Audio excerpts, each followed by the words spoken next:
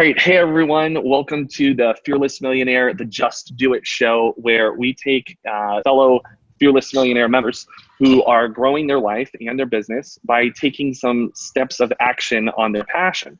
And today we have a very special guest. He's actually been a good friend of mine for a number of years. And his name is Bryan Perez. But let me introduce Bryan to you and tell you a little bit about how we met and what brings him to the show today. I'll never forget the first time we met was actually a mutual parking lot meeting where I would think I was selling things out of my trunk to a friend of mine, and we briefly introduced each other. And it wasn't until the next time where I think we had lunch together, I could just feel the energy. And it was like, you know, when you talk to someone and you can tell if they're a downer, like a Debbie Downer, or if they're just someone who has, you know, they're excited about life. Well, that's what I got from Bryan. And he was just, from that meeting, from the lunch meeting to every interaction I had with Bryan after that, I just noticed that his outlook on life was a lot different than other people I met over the years. And so that's really, and it's been probably like 3 or 4 years now since we've known each other. But the reason why I wanted to bring him on the show was because he's been doing some great things in his life. He's had some ups and had some downs, and some of those he shared with me. And I want to get him on here so that you can also be inspired by the stuff that he's done in his life. So, Bryan, thanks so much for being on here today. I really appreciate it. Thank you, Nathan. I'm excited. I'm excited to be on the show, and I'm excited to reconnect with you. Yeah. Awesome, man. All right. Absolutely. Well, let's start with you sharing like a little bit about who you are and what you're doing and what's got you all fired up these days.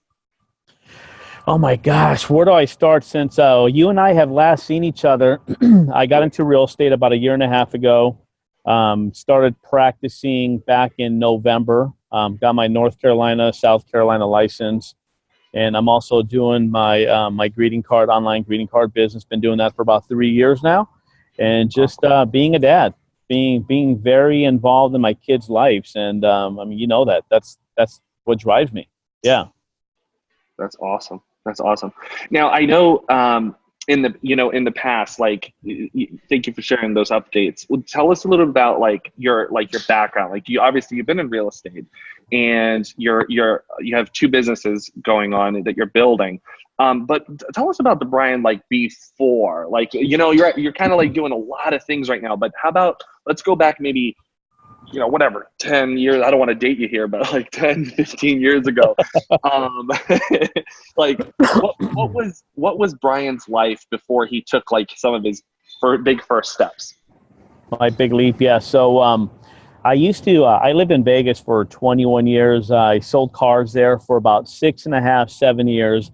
And then I got into the mortgage business, and right around 2008 is when obviously the big crash came. I was heavily invested in real estate, and when that crash came, I was doing loans, and I literally, when I say I lost everything, I lost everything. Physically, that is, you know, real estate, stock market, etc. And I had a shift, a mind shift. That I wanted to be a virtual entrepreneur, and being in the loan business, that business was not going to allow me to do that. So I got into the text marketing industry, and obviously, you know, that at the time it seemed very promising, but with the app world, that ended pretty quickly after 5 years, and it actually ended pretty quickly. And since then, I've been here in the Charlotte area for about 4.5 years now. And I've literally just had to learn how to be able to just build my network through building relationships. It's something that I never knew how to do, because living in Vegas for 21 years, I had a network. And so when my family and we moved to the East Coast, which we've been living here now for, since 2012, started in Maryland and now here in the Charlotte area, I had to learn how to be able to meet people, connect people, and appreciate people. And that's how I've been able to go ahead and build my network. And I use those 3 things every single day when I'm out there meeting people is, you know, when I meet someone is, you know, how can I add value to that person? Because by adding value, by giving more than you take, you connect with someone, right? You don't connect with somebody by taking, you connect with somebody by giving. And then obviously you have to be able to appreciate your network. And that's how I've been able to build my real estate business, is by appreciating my existing network. And as you know, Nathan, you're a big follower of Tony Robbins, and Tony Robbins talks about that. And he talks about that you have to nurture your network. Your network determines your net worth, as we know. Yeah, that's very, very true. And actually, you shared some things that I just realized. You were, in car sales. I mean, obviously that industry has changed a lot. So it seems like you've been like in a lot of industries where it has gone up and then came down, right? Like you said, you went to car business. There was cars were sold very differently back then they are today. Then you went into the mortgage business, which went up and then it crashed. So you went down again. And then, the text messaging business went up and then it peaked out and then it went down again. And you actually relocated yourself. But, it sounds like I never even thought about this with you, is you've gone through a lot of ups and downs and are able to build from the ground up. So what would you say is that thing that you can go start from nothing, right? And rebuild from the ground up? What would you say that is? Like, how do you do that? Some few steps there. You know what? It's I would have to boil it down to two things. And number one is belief. Belief in obviously my higher power and belief in myself. And just believing that no matter how bad things get, it's as long as you have your health, as long as you have your health and you have your faith, you can pull through it. Whatever it is that we're going through, we're going to come out of it, and we're going to be a better person because of it. And we need that. We need to fail to grow. And then the second thing is just being grateful, Nathan. Just being grateful for everything that I have, and not only for what I have, but also for what I don't have. Being great, just being grateful. Those are the two things, Nathan. Those are powerful, man. Those are really, really powerful. I'm just taking jotting some notes down while you're telling me that. Those are really powerful. I think I couldn't agree with you more when you say being grateful for what you have and what you don't have. Because sometimes, I just had this conversation yesterday. Sometimes we can be at a certain level in life, whatever level that is, and then all of a sudden we don't know what we don't know. So we don't, if we just get a small taste of something higher than our level, than our normal comfort zone or our normal level, then it's like I don't know, I call them like greed glands, our greed glands. We start getting like a thirst for more.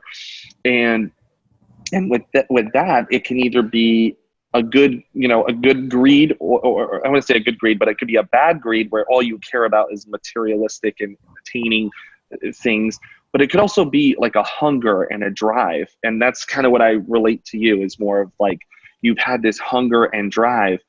And that goes into my next question for you is, through every crash or every time you've gone down, didn't you sense like, oh my God, like, how am I going to get out of this? Like, what about like the moments of fear? Like, oh shit, I've literally, I just lost everything, or how am I going to rebuild? All those moments, those little moments of either self-doubt. Did you ever have like fear of self-doubt creep up?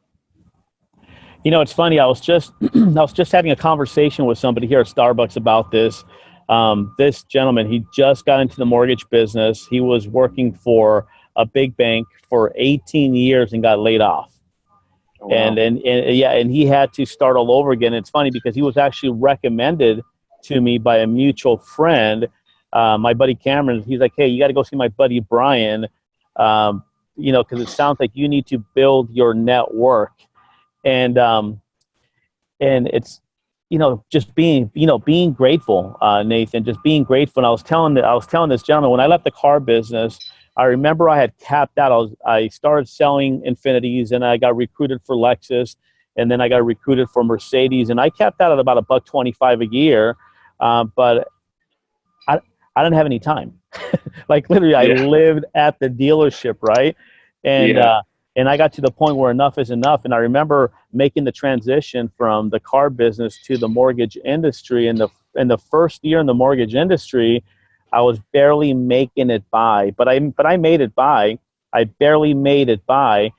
And it all boiled down to just the relationships that I had. But one of the things that I did, and I was telling this guy earlier today, one of the things that I did is whenever things got rough, and this will answer your question, whenever things got rough, I would always drive by that dealership, and Why did you? Yeah. Why? because it was a reminder of what I did not want. And I'm a what I did not want. Yep. And I'm big into every year. I've done a vision board, and I know you believe in vision boards too, because vision boards, they just remind us of where we need to go. And it's funny because I keep my old vision boards from over the years, and I'm like, oh my God, I can't believe I've come this far.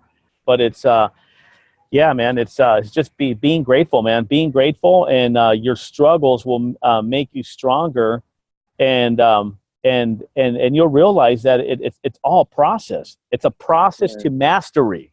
It's a process to mastery, and as long as you understand that process, it's just enjoy the journey and feel your way through it. You're absolutely right, and I want to add something about you that I know you're being humble, and I appreciate that. Your humility is coming out. But I have to tell our members a little something about you that even has seeped into my life. And when we met, one of the things I always noticed about you was your commitment to health. And you mentioned that earlier today, like without health, there is no wealth. And I always admired that about you because you were always committed to the health. And it just made you feel a certain way. And it was very unique because I know bodybuilders and I know people, but you were just committed to the overall process of health. And I thought that was really inspiring. And so recently when I personally, like I was telling you, I started running, I thought of you because I was like, man, I remember Bryan used to run every day. I'd see you, I'd be driving by you, but you'd be running. And I'm like, oh my God, like maybe one day. Well, now that I'm running, I realized something that you said that's so important. One step in front of the other. You don't have to worry about the journey. Don't worry about trying to get way at the end of where your life's going to be. Yeah, you have that vision, like you said. You have like, hey, I'm going this way. I have my vision board and this is what I'm looking to attain. But you keep taking one step after another and you focus on that next step in order to get there. And just being committed to that next step is what I found in you, is because you've been committed to that. And so anyway, I just wanted to share that with the members here because I think it's such a true point. Like your commitment level to not only yourself has paid off into the commitment with your relationships. Would you agree? Absolutely. Yeah, absolutely. It's what's that saying? It's commitment is doing and sticking with the thing that you said you were going to do long after the excitement of when you said it has left you. That's so true. Yep. That's so true. Yep. That is so true. So let me ask you a question about that. I call it all in, right? Going all in. So just a recent example, I started running and I felt really good about it. And then I didn't wait. I didn't jump all in too quickly because I knew I was super excited about it. I was like, yeah, I'm going to do this every day. And I waited like 2 weeks before I went out and I got running shoes. Like I really made the investment and I'm like, okay, I'm serious about this. I've been doing it for 2 weeks and my commitment, my excitement level's still there. My addiction level's still there. Is that what you're referring to when you say like, even though the excitement wears off, you're still committed to it? Is that what you mean? Yeah, just finishing what you start.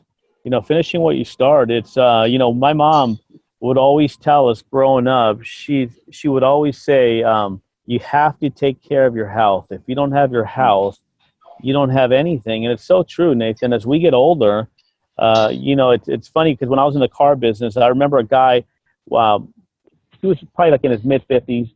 And one day he was very depressed, and he was and we would joke around all the time. But this day I just caught him off guard, and I can tell he was sad. And I'm like, hey, what's wrong? He's like, man, just he's like, life is tough. And I'm like, what do you mean? He's like, man, Bryan. He's like, you know what? The first half of your life, You'll go to you'll go to more birthdays. In the second half of your life, you'll go to more funerals. And I never really understood Wow. that.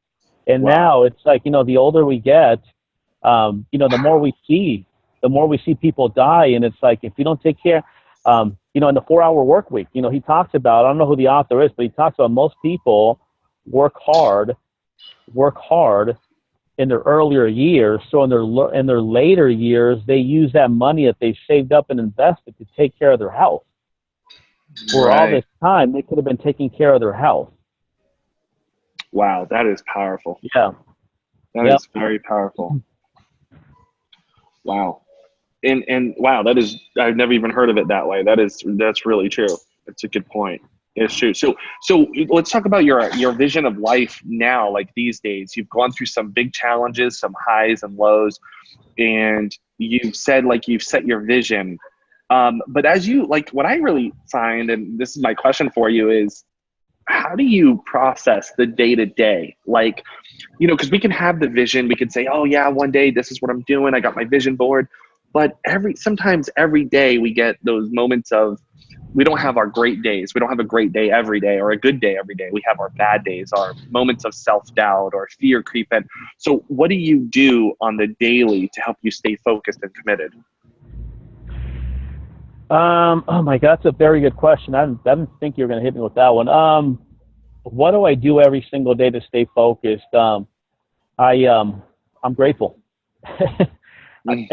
Every day I'm grateful. I have an app. It's just a regular color note. I have an Android. You can only get that color note with the Android, but then also Evernote with both the iPhone and the Android. But every day I just first thing I do when I wake up in the morning, I say my prayers, and I write down, before I even go to the gym, I write down 5 things that I'm grateful for. 5 things that I'm grateful for, even if they're little things, even if it's, it's just having milk in the refrigerator to be able to put in my coffee, just little things like that. And it's, and that right there, Nathan, that keeps me focused. I know what I have to do every single day in order to function. I know what I have to do, but it's just a matter of just being grateful every single day. Wow. That's powerful. That's powerful. And I like how you broke it down to just having the milk in the refrigerator. This conversation came up even yesterday, where if you don't have that attitude of gratitude, right? Just even being grateful for the little things, the power, or, water and stuff like that, you immediately start losing that attitude. And then all of a sudden nothing's ever good enough. That's a very powerful thing. But how about on the moments when how about on those days where because you got to have those days. You got to have those days where you're just like, this day sucks. And all of a sudden maybe your mind starts playing games with you, and, I don't know, sometimes maybe you wish you could get to your goals and dreams faster or anything like that. I mean, what do you do on those days, those moments? What do you, is it something you say to yourself, or? Like Jim Rohn says, you have to learn to discipline your disappointments. You have to learn to discipline your disappointments. I learn a lot from my kids, from watching my kids. And it's funny because, my oldest son, he plays baseball, and they just won the Lake Wiley championship in his age group. And it's funny because I remember when he first started, he was scared to swing the bat, and now he's just cranking them. And he just kept stepping up to the plate. But I gotta add something real quick, since I have you on here. That one of the things that I learned from you, just from the time that we hung out here, was just how simple that you keep life. How simple that you just keep life. When you go out and eat, when you just your everyday way of living. You're very simple, and you've actually taught me how to simplify my life, and just don't worry about the big stuff, right? Because and this is something I learned a long time ago, is that the big moments, most people miss out on. And I'll tell you what a big moment is to me. So Sure, this sure. morning I went to the gym early, had a great workout. And both of my sons, one I have to take, I take to school at 7:30 in the morning and the other one at 8:30. But this morning, I literally, when I came back home, like around 6:15 from the gym, I got in bed with my oldest son and just cuddled there. And those are those moments are little moments for a lot of people. But Yeah. then they realize later in life that those were the big moments in life. Those were the big moments in life. And just being grateful, being grateful. And I know I keep going back to that word, being grateful, but really, Nathan, just being grateful. And you, more than anybody else, I mean, because you travel the world, I mean, you see it out there, how blessed we are. And, to be able to have our health, our family, the means to be able to do pretty much what we want to do when we want to do it, right, within reason, and compared to a lot of people out there. The other day I was running, and I'm like, holy crap! And I was running around the YMCA, the old one, not the new one, the old one, Okay. where you see traffic and you see the bridge, and I'm sitting here thinking, holy crap! What would it be like to drive in that traffic every morning? I mean, I've never driven through it. Like, what would it be? What is it like? And I'm like, I don't want to know. I don't want to know. I don't mean it disrespectfully, but it's like, we're blessed because we were able to do what most people weren't willing to do in order to have, the lifestyle that most people don't get to enjoy, that's one of them, driving through traffic. Great point. That's a great point. And I want to touch on that, what you said. First of all, thank you for those comments about, what you mentioned about me. I really appreciate that because it's definitely a journey, right? And don't get me wrong, I was in the mortgage business too. And I used to live this super high lifestyle where money had no meaning. And I used to live in a certain type of way where it was very foolish, right? And so I learned those life lessons of being simple and enjoying those moments. And sometimes it seems like the more you have, the more you try to attain, and the more you try to have, the less friends you have in your life, or you're wondering who to watch out for friends. And I always use I was running this morning, and I was running by a bunch of big luxury homes. I was running by them, and it's funny how they all have these tall walls and tall bushes around their house. And it's almost like seclusion, right, in a way. And then you go down into the middle class or lower end, and everybody's open and talking to each other, right? So there needs to be a balance. Mm-hmm. And that's something I had to learn over the years, is how to have that balance. And also, it's a lifestyle, Bryan. And I think you and I are on the same page with that. It's, we've been touring Europe now for like 7 months, and people would say, oh, enjoy your vacation. How's your vacation? And you know what I tell them, Bryan? I'm telling you, I got this message. Listen to this. I got this message from one of my clients. She sent me an email. She says, oh, how's your vacation going? Blah, blah, blah. And I replied back, and I thought about this, and I said, her name is Deb. I said, Deb, first of all, I want to tell you something. The fact I'm not offended, but I'm upset. Like, I just want to make something clear. I wasn't upset with her. I just want to make something clear that this is not a vacation. This is a lifestyle. A lifestyle, right? Yeah. Yeah. And I said, listen, it may have taken me years, because you just discredited my years of trying to get here by saying it's a vacation. You just like brushed it off like my effort was like nothing. And I take a lot of like personal pride, not prideful, like I'm proud of myself, but it takes time. It takes commitment, like you said, Bryan, to get to that level, and daily dedication.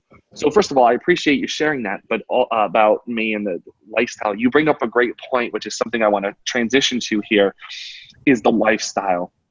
What you said was doing what you want, when you want, with who you want to. And it's those moments of, like when you looked at the traffic and you're like, oh, thank God I don't have to be in that traffic. So since you have a vision board, I want to ask you, where do you see your life, maybe just either 1 year from now or 3 years from now? You tell me, is it 1 year or 3 years from now? Where do you see your life and your future lifestyle? Well, I was actually writing down my goals this year.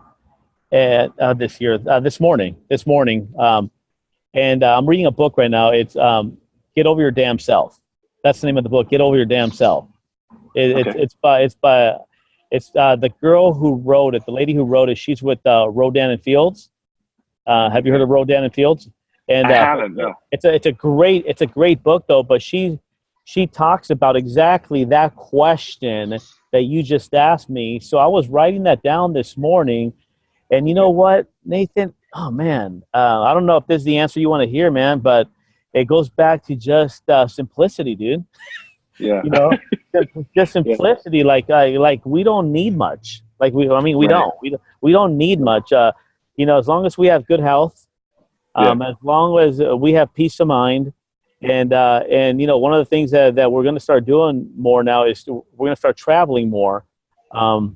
Because you know what you're doing for your kids right now is priceless. It's priceless. Mm-hmm. And it's funny because when was it? It was earlier this year. I think it was like in June. We were in where were we? We were in Isle of Palms. We were in Isle of Palms. It's on the coast of South Carolina. Oh, okay.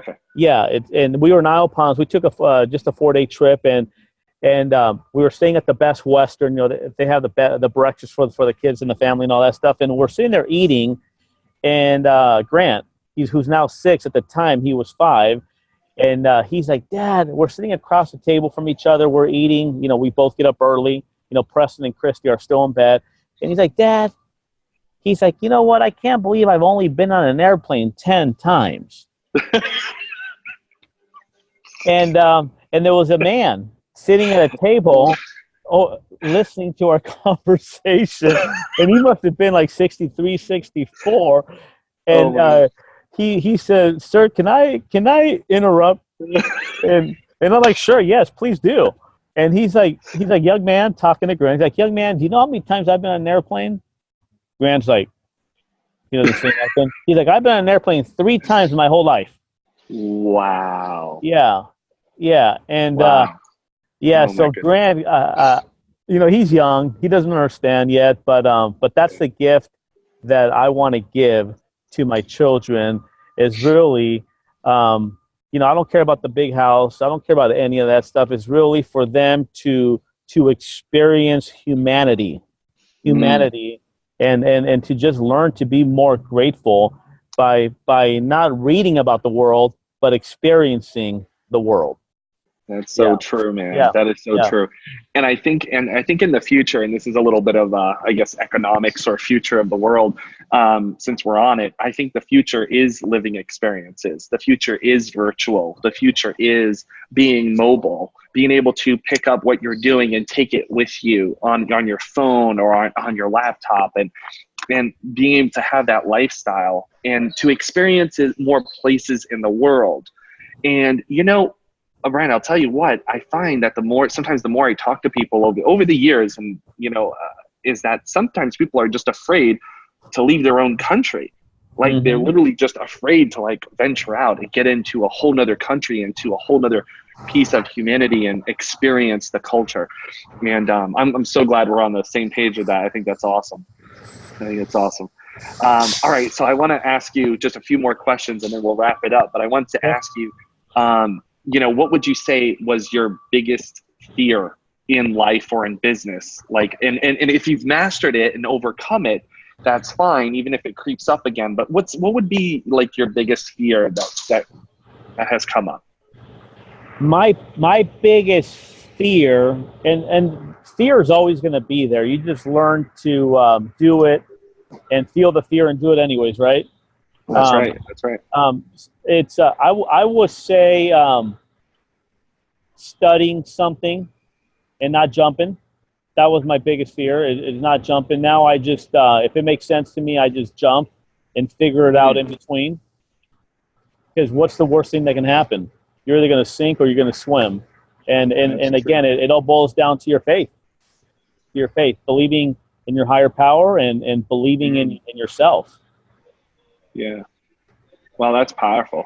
That's really powerful. So jump, you're saying jump in, and this is for someone who may be thinking about, like, what like, for example, what would you tell someone who is thinking about starting that business? Like, you just started like 2 businesses in the past 5 years. So if someone who's listening is on the verge of starting their business, or they're starting on their idea, what would you tell them if they're listening right now? What would you say to them? Hey, they have this thought and idea or business idea. What would you say to them? The technology that we're using right now, Zoom, somebody created that, right? Somebody created that. The phones that we're using, somebody created that. And a buddy of mine just did a video on this. He owns a landscaping company, and he did a video, and I shared it on my wall because I can tell that he was very nervous when he did that video, right? But he, you know, he felt the fear, and he did it anyways, right? Which I'm proud of him that he went ahead and did that. But he was just talking about how every day he just sits in his office, and he's always and his work is phenomenal. The Palisades, you know, he does most of the homes in the Palisades, and how we you know, we're you know, entrepreneurs, we're creators, you know, we're doing things that have never really been done before. And and that goes for somebody who's starting something brand new that's never been done before. But in my arena, being in the direct sales industry, it's you know, you just gotta. It's one of those businesses where you just have to jump. You got to jump. If you think it's a good idea, you know, the platform has already been set. You just got to jump and figure it out, and find a good mentor like you. You know, find a good mentor like you, who has already been through it and can get you from point A to point Z in a shorter period of time. Why try and figure it out yourself when you can hire somebody like you who's going to go ahead and do it, who's going to show you what you need to do and hold you accountable? So very true. Mentorship. And that's actually going to be kind of the final question that I had for you, was about your mentors. And you've kind of touched on that a little bit already, about I guess, speeding up your process. Like, if you're talking to someone who's on the fence or needs to jump in, my question to you is, have you ever had those kinds of mentors in your life through your startups and your businesses? Have you had those mentors in your life? And what was something that you looked for in them? Like, what was some of the things you looked for to get a mentor? Well, the mentor that I have now, I've been following this guy since 2010. I read one of his books back then. It was a book that was recommended to me when I left the mortgage business, and I was scared as heck. I didn't know how, you know, what I was going to do, how I was going to go. I was going to go ahead and do it. But there's 3 things in that book that he said that really resonated with me. Number 1, he owns his life. Number 2, he never misses a birthday. Number 3, he never misses a funeral. And to me, that's really what life is all about, right? All the material stuff, I mean, that's just, you know, that comes and goes. But really, it's really owning your life, celebrating people when they're here and when they're gone, bottom line. And so when I studied him for 5 years, and then in 2015, I had the honor of actually meeting him in person. Oh, that's so cool. And we become good friends. In fact, I was in Vegas for the Canelo Alvarez fight last month, and we had dinner together. You know, he was actually in Salt Lake, in Park City, Utah, and it just so happened that he was arriving the day right before I left, that Sunday. So we were able to have dinner together, and we talk and we text and all, and we message each other. But yeah, it's just have a mentor. You know, that's somebody who has already done it. Done it. You know, he's been in the direct sales industry, my God, 20 something years. But here's a guy that his first 12 years, actually his first 10 and a half years in the industry, he didn't sponsor not one person. Wow. And in his 12th company, he made $8 million. Oh my gosh. And he's a number one money earner in our current company. But I've just learned a lot from him. And I think the biggest thing that I've learned from him is that never quit. Never, ever, ever quit. You got to keep going. So, you know, he says something, because he just asked me earlier, you know, how do you handle the days that you just don't feel like doing anything, that you're down? And Right. and he says, well, you know what? Those are the times that you have to go out there and just work through it. And it's a muscle. You know, the more that you work that discipline muscle, the stronger it gets. So true. Yeah. That's so true. Wow. Those are powerful. That's so powerful, man. That really is. Thank you for sharing that. Yeah, And man. so I gather that from, you know, make sure they have experience and make sure they have qualities and characteristics that you look for in someone that you could admire. And I love the fact of what you did was you reached out to your mentor and you eventually like met up and you had dinner and all that. And I think that's so important. I think a lot of people, I wish more people would do that, because when I talk to a lot of clients, I mean, they have these people in mind, but yet they don't really take that step. And I try to encourage people as often as I can to connect and add value, and also build that relationship with your mentor so that you can, you know, meet up or go, you know, meet up on a regular basis, or by phone call or text or email or whatever, and build that communication. So that's awesome that you are a living experience of that. That's huge, man. That's huge. That's great. And you want, Nathan, let me just go ahead and add this, since it's on my mind. You know, one of the things, you know, one of the things that I used to be afraid of was just talking to people who had already done it, right? Because I would always be like, you know what, I would always feel like I wasn't worthy, right? I'd feel like I wasn't worthy. But you know what? The most successful people, the reason they're successful is because they have the gift of giving back, right? The gift of giving back. And if you reach out to somebody, like, for example, if somebody reaches out to you, you're going to reach back. You're going to reach back. And and that's just what I realized, is that the most successful people are the kindest people. They're the most humble people. And, you know, you just got to reach out. You just got to reach out. Yeah. Right. Awesome, man. Gosh, thanks, Bryan, for sharing that advice. Really, thank you also for sharing that story with us. That's huge. I know there's going to be members that are going to take away some huge value in here. I got a few notes that I took down, also a few books that you mentioned that I want to put on my reading list. But also, I want to share a closing message for our members that are watching this, you know, interview with Bryan. Be sure to give a like and, you know, give him a congrats, and continue to support him and encourage him along the way. Get in touch with him. He's a great guy doing some really great things in his life. So I just wanted to close and remind everyone that it's not about where you're currently at on your journey. It's about doing something every day to get towards where you want to be. It's about staying strong in the moments that you feel like you want to give up. And it's about taking that one other step. All that matters is that next step. So, and we can see that even through Bryan's experience and the advice that he shared with us. So, Bryan, thank you so much for being with us today. I really appreciate it. Thank you, Nathan. I appreciate you, man. All right. Awesome, man. All right. Thanks, everyone, for watching. We'll see you next time on the Fearless Millionaire Just Do It show. See ya.